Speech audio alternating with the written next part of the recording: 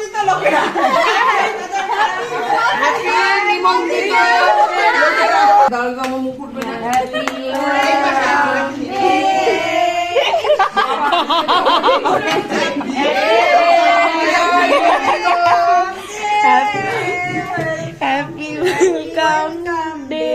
happy welcome day বৌমান নতুন শাশুড়ি